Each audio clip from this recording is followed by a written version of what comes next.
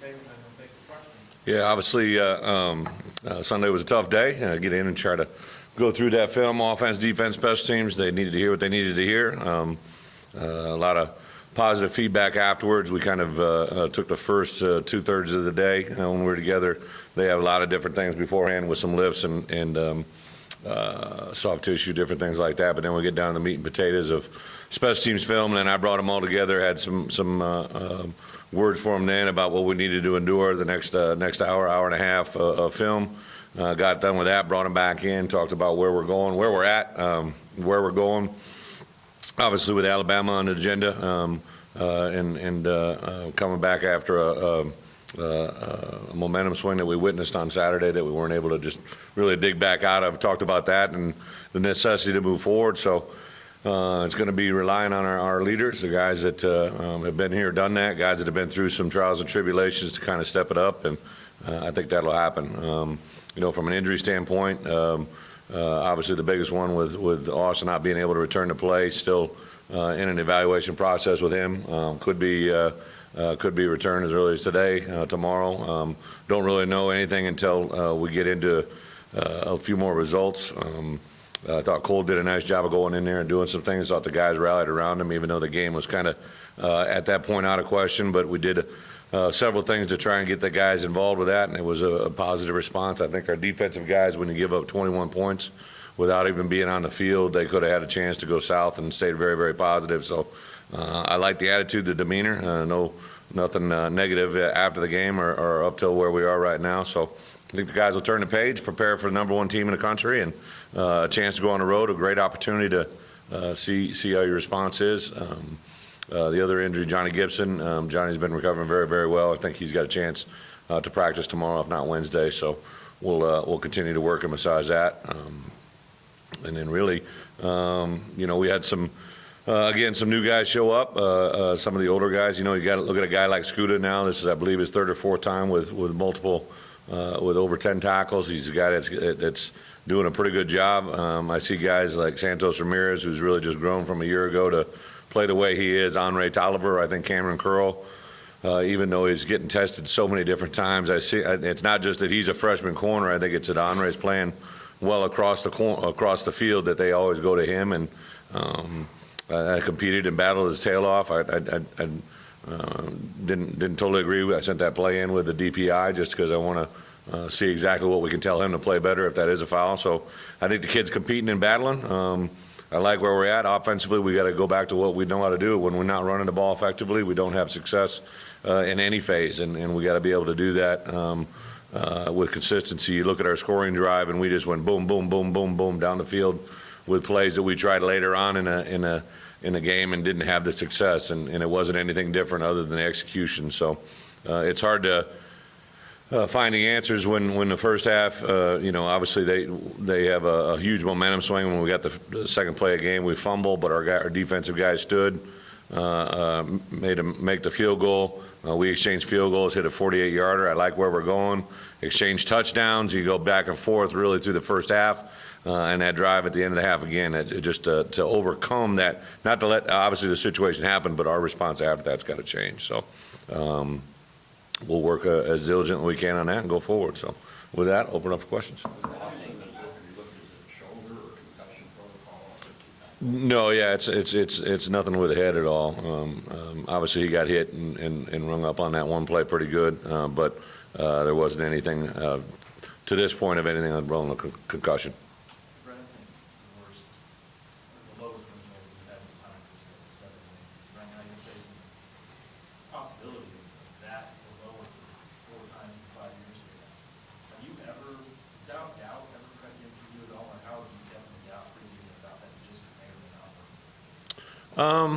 It's a great question. Great stats to provide your answer.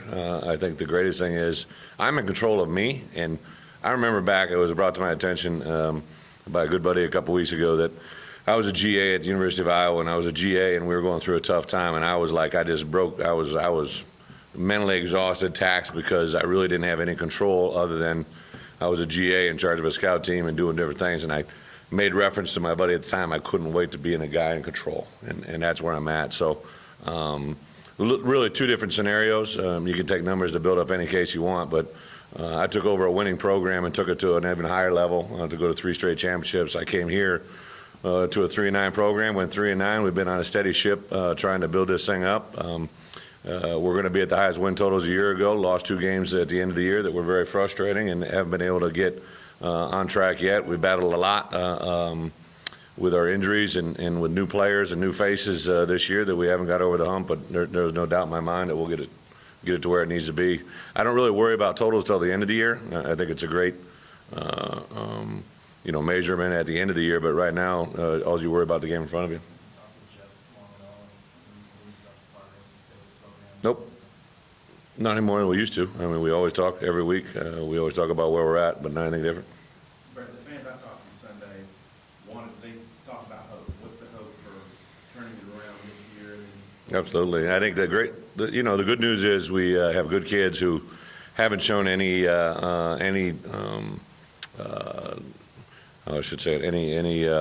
bad signs of losing that, what you're talking about, any lack of effort, any lack of discipline, any infighting, anybody going at one another. It's more of a message of unity and persevering.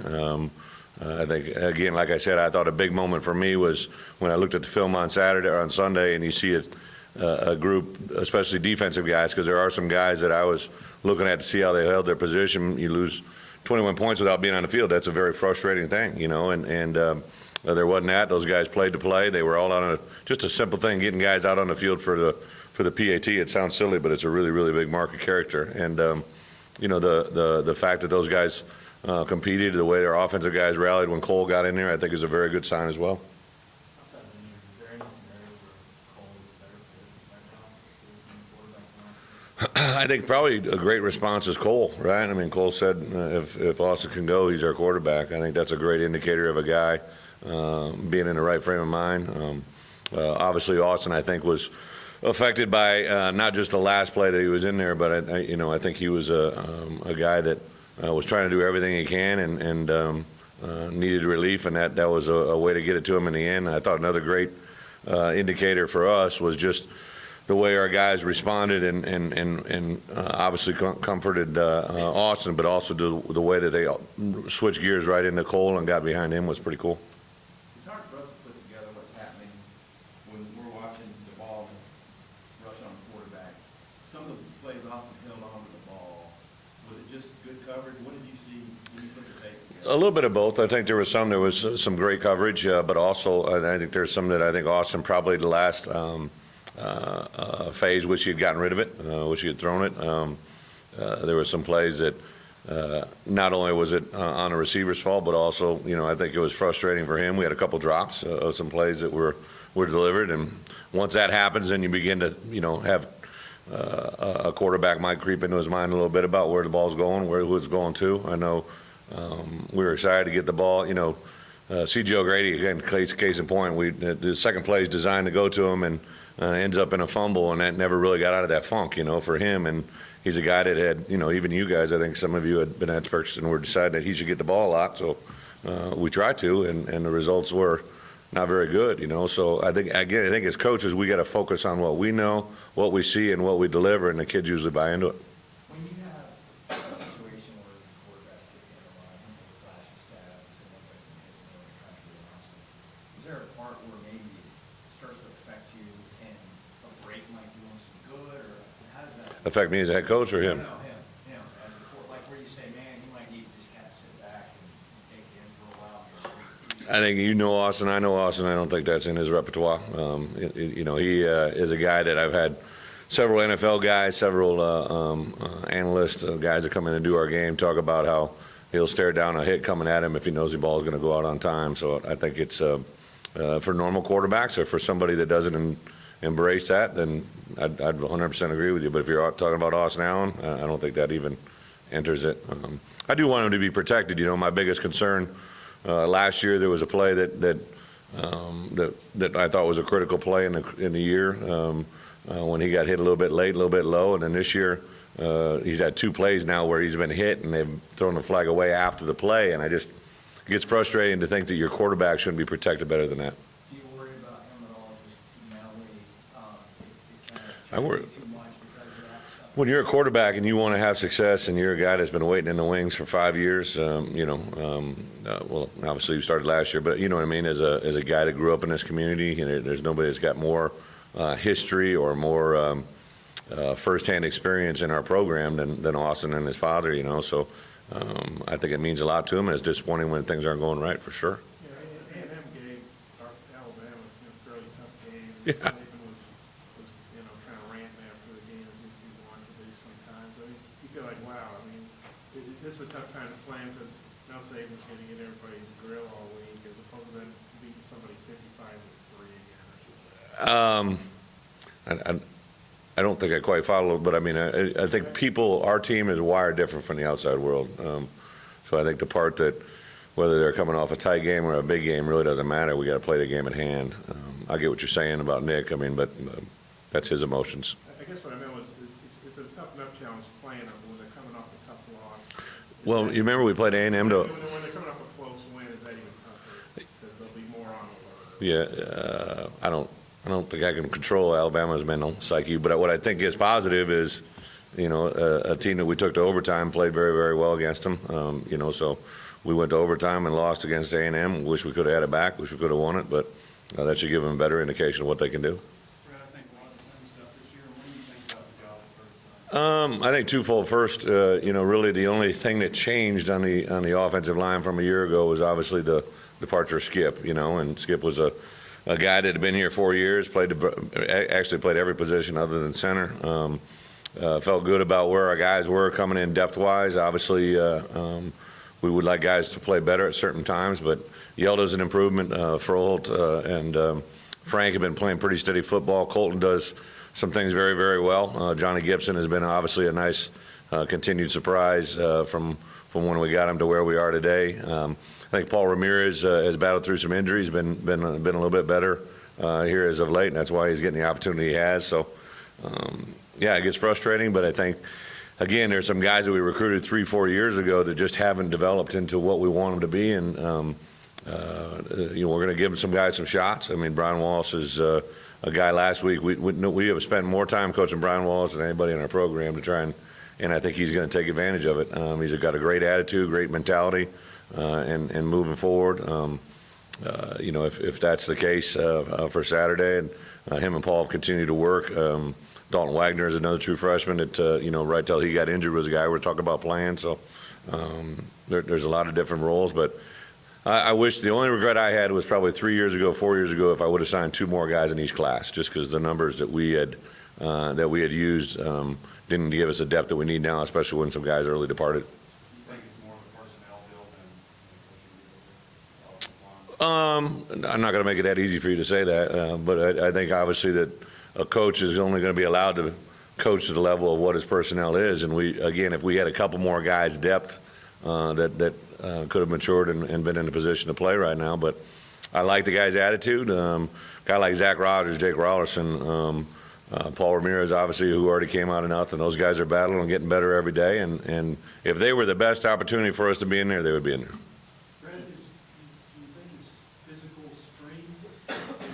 Experience? I think the SEC caliber of what you face, the size and the athleticism is been probably the ability to strain and maintain for 4 quarters against quality SEC opponents have been an issue. Just coming off the game you had in Alabama success, how do you convince your people to win this game? It's not the first time we've seen these kind of situations. I think when we our first couple wins here, the odds were decidedly against us in several of those situations, and we always kind of poked fun of it afterwards. So it's not the first time they've seen this number or this much of a percentage of an odd against them by the experts. So the good news is every game is a chance for you to play your best, and that's what we're going to try to do on Saturday. What's your take on Alabama? Do they look pretty much like they always do? Yeah, I think defensively, obviously, they're multiple in what they do. They got good guys on the back end. They're very, very deep up front, which allows them to play at a different level. Offensively, their quarterback has made improvements from a year ago. And they're probably going a little bit more tempo. And they got, and compared to a year ago, they have a huge number of different formations that allow Obviously, each game a little bit more game planning, and then they do it and they're much more tempo oriented now. So that's a little bit of a change up offensively. That's pretty glaring. You talked about Johnny earlier. Is he maybe doubtful for this week? Johnny Gibson? Yeah, Johnny Gibson. No, he looked great yesterday. We didn't practice yesterday. We just went through the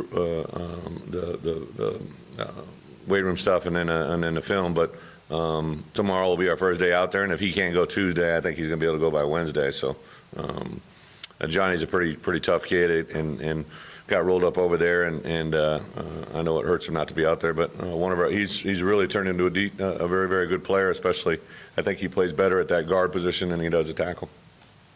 Let's talk about the line. How do Yoda play the other team in South Carolina? How's he played this year? Yoda? Yeah, South Carolina wasn't his best game, but he's made steady improvement. He's a guy that, again, he's a second-year starter, really second-year playing O-line. He's strong, physical. Guys in this league at times can make you look silly if you don't get your edge right or if you aren't quite firm in your pass pro, but he's a guy that continues to get better, great soul, great working soul, developing into a really good player. When you look at Alabama, and everybody says there's a gap, and them and everybody else seems to see that. Maybe it's national too, I don't know.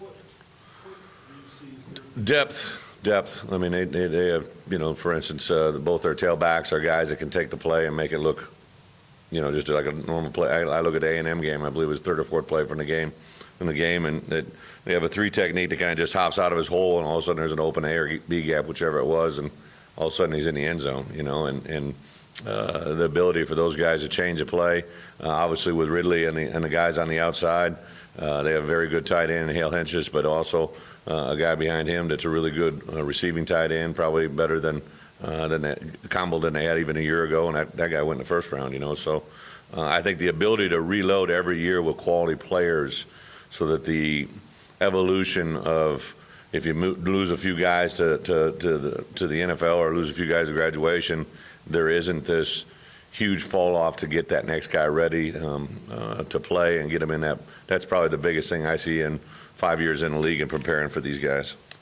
Boston tanked up, you kind of increasing the rest of Ty's story in case he moves to be Ty's, obviously with the package that we've been working with Cole, Ty has been getting reps all along.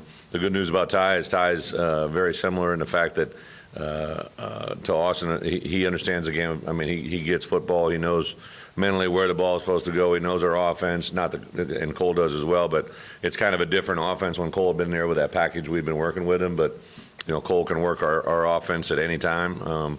I think the biggest thing when whoever's in there at quarterback, our offense is to assemble and look like the offense that we know that we want to be out there and what we can be good at, and kind of work the packages off that. I think the other fact, we had a couple guys carry the ball that can be a changeup for us. T.J. Hammonds, chasing at Wildcat quarterback. It just kind of the tail of the tape last week. We were excited. We had got T.J. involved in quite a few different plays, and he gets his foot stepped on at basically the last 2 or 3 plays of practice on Wednesday, and we didn't even know if he's going to be ready for the game. So it's just one of those things. Like seems like everything we go, there seems to be a little counterpunch we got to deal with. You're dealing with turnovers, and that was Huge. your issue. Yeah. And I know that's kind of the basic of your coaching philosophy. Yeah. What do you do to correct that? Well, 3 of them were the resulting scores. I mean, it's one thing to put the ball on the ground, but when you throw an interception, it goes for a touchdown. When you, and again, the hit that Austin got from behind, it wasn't like it was a free blitzer. He just worked himself free gradually around the edge, got the tomahawk on the back of the arm, and the ball comes out. 7 going the other way, and then Cole, I think, was obviously I don't want it to happen, but it's a teaching moment that was probably good that it happened in the way that it did, rather than in the first quarter of the first game that he ever gets to start, or when it's live bullets coming at him. So those are things that just you can't overcome those situations in this league. Those are the game changers, and that was the difference in the third quarter, which swung that game the other way. Bret, you mentioned you guys struggle to think it's running game one. You try to start doing things more creative, or just stick to what you know? Well, I think there's always been creativity. Dan does a nice job of changing them up week to week, whether we're bringing wham plays, or we're bringing around the end, or bringing some perimeter plays, whether we're running jet sweeps, which running back's getting the ball. I think there's a variety of creativity is used, but on the same account, when a 5 technique needs to get blocked, he needs to get blocked. I don't care what the play is. You got to block them up in certain parameters and be able to, if you want to get the edge, you got to be able to get the edge and maintain it. Sos? Sos has been a pretty consistent guy. I think a lot more consistent than he was a year ago. I think he takes it to heart. Again, a guy that has got a lot of abilities. We actually changed up with him last week. I'm sure you noticed he played a little bit of nose in passing game situations and did very, very well in that regards. Brought in some different guys in the pass rush scenarios. We brought some pressure last week that worked out pretty well for us. Defensively, you lose a game by, what did we lose, 25 points, right? And whatever it was 25, 26. 21 of them was when you weren't even on the field. It's you don't want to find sympathy. You're not trying to find excuses, but it's, if you can eliminate that mistake, it makes it that much easier for your defense to say, okay, this is where we're at and what we need to do. So they've held the rope. They got to get better. The one pass play down the middle with 81 obviously can happen. It was a mistake by a half player that is a basic rule that we can't allow that guy to cross our face. The play at the end of the half, we can't allow them to bring the ball down the field, even though there's a short amount of time. We got to stay true to what we want to be in and defensively, and pressure that quarterback, make him make decisions, and hopefully don't find yourself in the position we did right before the half. And then want to ask about overall the pressure on the Rock. Yeah. Some positive, some. Yeah, but overwhelmingly, statistically, it was very, very positive. But obviously you can't spend the whole game, running pressures. But we brought a lot more than we had and worked positively. In retrospect, if you can apply that and bring those same type of results and control the ball offensively without giving up scores, good things will happen. I think that's what probably gets you, if anybody's asked, what gives you up hope is, I told our guys on Sunday night, if I've ever been around a team that can change their path in a very short fashion, it's these guys right here, right now. It's not like they're a million miles away from, they've lost an overtime game, they lost a game against TCU that was right down to the wire, and now we had a third quarter that got completely out of control, and woulda, coulda, shoulda, I get it. Everybody's going to have commentary, I get it. But they really, truly are a team that is not very far away from being where they need to be. It's Alabama recruited in the college too. And I don't know if it's a state kid, but Alabama, I think it got smaller. How big was that? You guys were On Alabama's roster, there's all kinds of kids that we take swings at. I think 2 of their 3 top tight ends, we were toe for toe trying to get them in. A lot of times, I remember I recruited Perschbacher, their guard, their offensive lineman, quite a bit. Some of their defensive linemen. Scoota's here. Scooter had an offer.